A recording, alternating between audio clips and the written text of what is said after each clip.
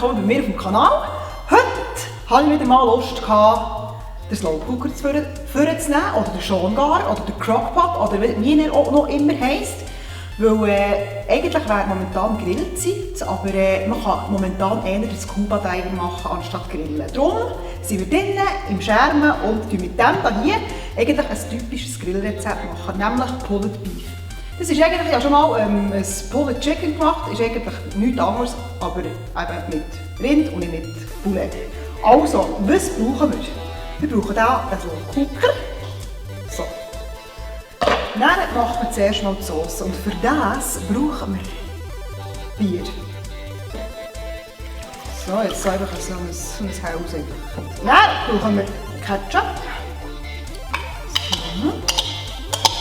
2 Esslöffel Dijon-Senf. Einfach scharfen Senf. Nicht der Pussy-Senf, sondern der mit Eier.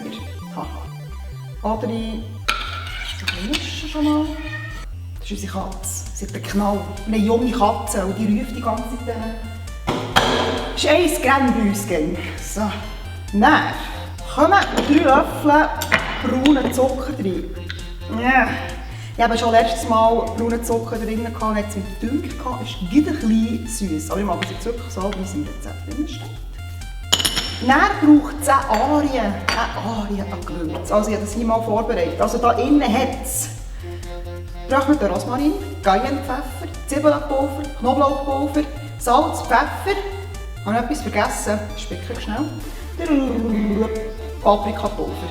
Das kommt jetzt alles hier rein. Gut. So, und jetzt ist jetzt ein Insider, liebe Frau Hamago. Sag ich, dass ihr das gerne hättet? Worcester Sauce. Braucht es auch noch. So.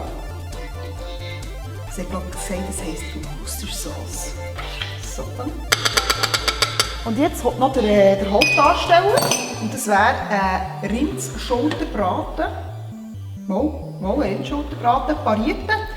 Einfach keine Sehnen mehr dran und so weiter und so fort. Und der kommt jetzt da ein bisschen bödeln. So, dann legen wir es schön reinlegen. So, ein bisschen. So. Jetzt tun wir hier den Deckel drauf, stellen das Teil auf High und warten mal so 4,5 Stunden. Eigentlich sollte mir der Deckel nicht lüpfen, aber ich muss heute schauen, ob man es schon ein bisschen zertzöpfeln kann, und sonst geht es halt 5 oder 6 Stunden. Wir werden sehen. Also, ich würde sagen, bis in 1000 Jahren. So, jetzt 6 Stunden später, ich hatte schon ein bisschen ein Apero, wo wir Besuch haben. Und ich schaue noch. Und jetzt nehmen wir die ganze Sache über zu uns. Und hier haben wir schon Burgerbrötchen am Backen, also es wird richtig feueral. Also. So, jetzt habe ich den Topf übergelöpft und jetzt wird die ganze Sache verzupfen mit 2 Gabeln. Und es geht wunderherrlich.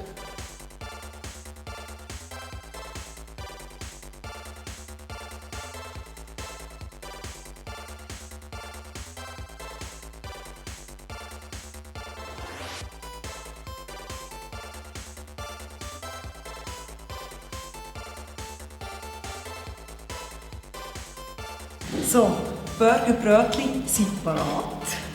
Das Rezept siehst du hier oben. Und ja, sie ist ein bisschen gelblich. Ich muss nachschauen, was da drin ist. Super gut. So, jetzt geben wir das zusammenwäschen.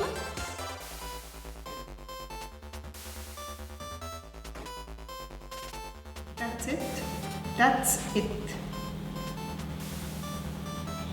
Nein, es. Moment.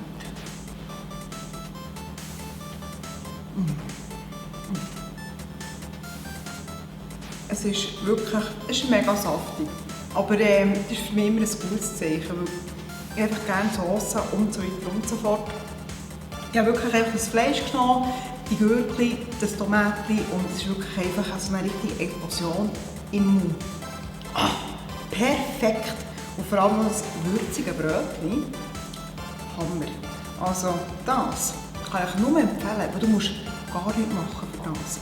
Einfach das Zeug reingehen, ein bisschen verzupfen Und dann bist du bereit. Schönen Abend zusammen. Tschüss!